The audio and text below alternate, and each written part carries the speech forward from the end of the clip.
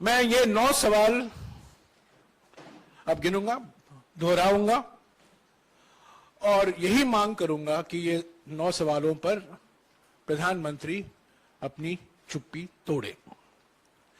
पहला सवाल अर्थव्यवस्था से संबंधित है।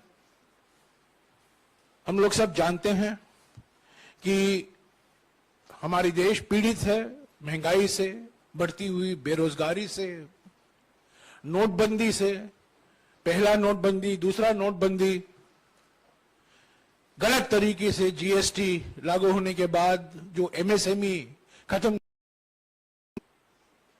और इसका पूरा और हमें देखने को मिल रहा है। आर्थिक विषमताएं बढ़ती हैं, आर्थिक विषमताएं बढ़ती हैं। है क्यों है प्रधानमंत्री देश में बेरोजगारी छू रही है?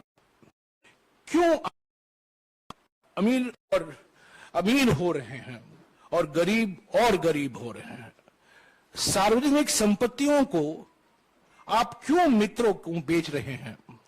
आर्थिक विषमताओं क्यों बढ़ रही हैं?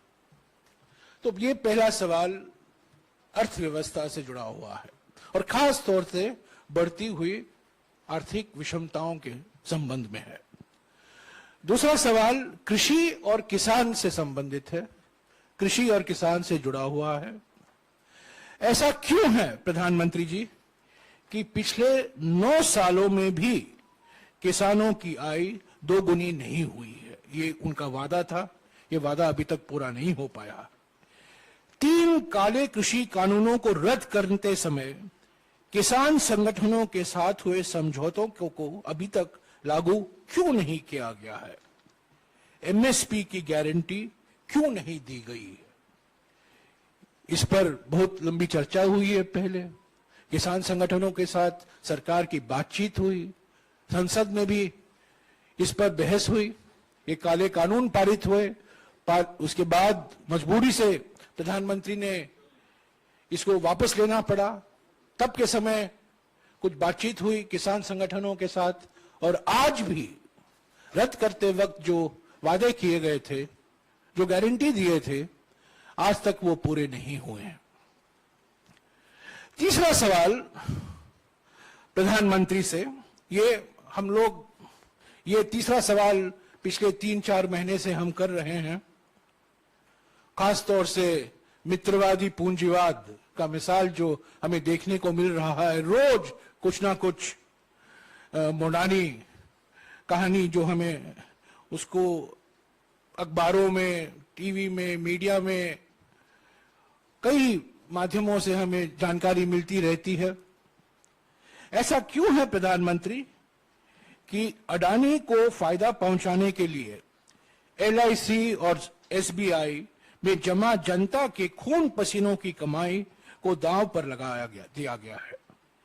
भ्रष्टाचार को खत्म करने की बात करने वाले प्रधानमंत्री इस पर जवाब क्यों नहीं देते कि अडानी की फर्जी कंपनियों में, शेल कंपनियों में, फर्जी कंपनियों में 20,000 करोड़ रुपए किसके हैं? इस पर आप जानते हैं हमने 100 सवाल, हम अडानी के हैं कौन श्रृंखला में हमने 100 सवाल पूछे हैं, उसका एक भी जवाब नहीं आया है। और अभी ये प्रचार किया जा रहा है कि सुप्रीम कोर्ट से एक क्लीन चिट मिला है। ये बिल्कुल क्लीन चिट नहीं है, ये भी साबित हो गया है। और भी सवाल उठते हैं और खास तौर से ये फर्जी कंपनियों से जुड़े हुए हैं, और ये 20,000 करोड़ रुपया किसका है? चौथा सवाल भी राहुल जी ने बार बार भारत जोड़ो यात्रा के समय उठाया था, हमने भी उठाए हैं, बार बार हम उठाते रहते हैं। ये आंतरिक सुरक्षा से संबंधित है और खास तौर से चीन से जुड़ा हुआ है। जो 19 जून 2020 को प्रधानमंत्री ने चीन को क्लीन चिट दे दी, उसके वजह से हमें परेशानी भुगतनी पड़ी है। और हमारा इस संबंध में सवाल है, ऐसा क्यों है प्रधानमंत्री जी कि चीन को लाल आंख दिखाने की बात करने वाले आप उनको 2020 में क्लीन चिट दे दी, जबकि वो आज भी हमारी जमीन पर कब्जा करके बैठा है। पांचवा सवाल, अभी हम देख रहे हैं मणिपुर में क्या हो रहा है, एक वो अभी नया मिसाल है। और भी राज्यों में ध्रुवीकरण फैलाया जा रहा है, हिंसा फैलाया जा रहा है। सामाजिक सद्भाव जो बिगड़ा है, सामाजिक सद्भावना जो बिगड़ा है, उस पर यह सवाल है। ऐसा क्यों है प्रधानमंत्री जी कि चुनावी फायदे के लिए जानबूझकर बंटवारे की राजनीति को हवा दी जा रही है और समाज में डर और माहौल बनाया जा रहा है। एक तरफ राजनीतिक विरोधियों के खिलाफ डर और धमकी, और दूसरी तरफ समाज में अलग अलग धर्म, अलग अलग जाति, अलग अलग भाषा, अलग अलग प्रांत में बंटवारे की राजनीति का उपयोग किया जा रहा है अपनी राजनीतिक मकसद के लिए।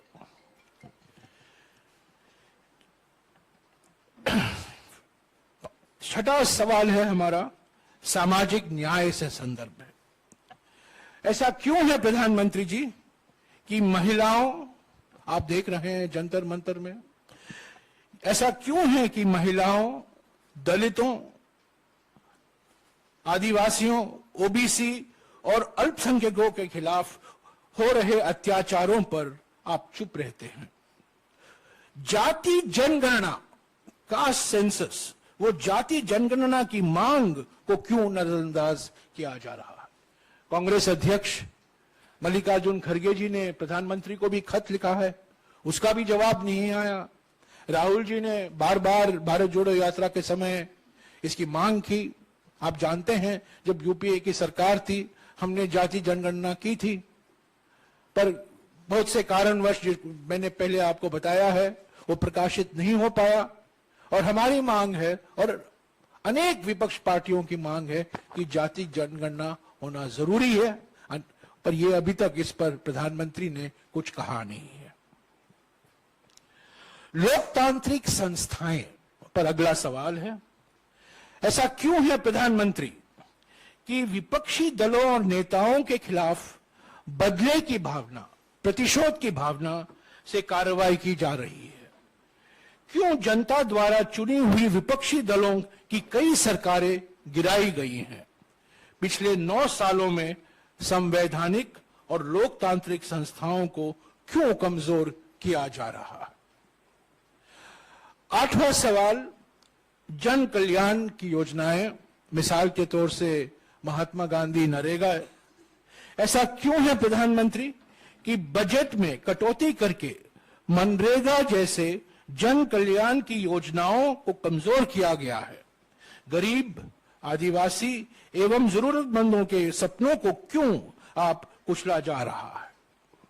और हमारा अंतिम सवाल, प्रधानमंत्री को हम याद दिलाना चाहते हैं, कोरोना मिसमैनेजमेंट आज हम भूल गए हैं, पर एक समय था कोरोना महामारी से सारा देश पीड़ित था। ऐसा क्यों है प्रधानमंत्री कि कोरोना के कारण और खास तौर से कोरोना मिसमैनेजमेंट के कारण, कुप्रबंध के कारण 40 लाख लोगों ने अपनी जान गंवाई। 40 लाख लोगों की मौत के बाद भी उनके परिवारों को मुआवजा देने से मना कर दिया गया। क्यों अचानक लॉकडाउन करके लाखों कामगार साथियों के घर जाने के लिए मजबूर किया गया और उन्हें उनके हाल पर छोड़ दिया गया? तो साथियों, ये 9 सवाल हैं, 9 साल के 9 सवाल, भारत जोड़ो यात्रा के 9 सवाल, राहुल जी के 9 सवाल, हमारे कांग्रेस अध्यक्ष के 9 सवाल, कांग्रेस पार्टी के 9 सवाल और देश की जनता का 9 सवाल। तो ये 9 साल हैं, 9 सवाल हैं, और प्रधानमंत्री को, खास तौर से प्रधानमंत्री को चुप्पी तोड़ने की अभी वक्त आ गया है और जरूरी है।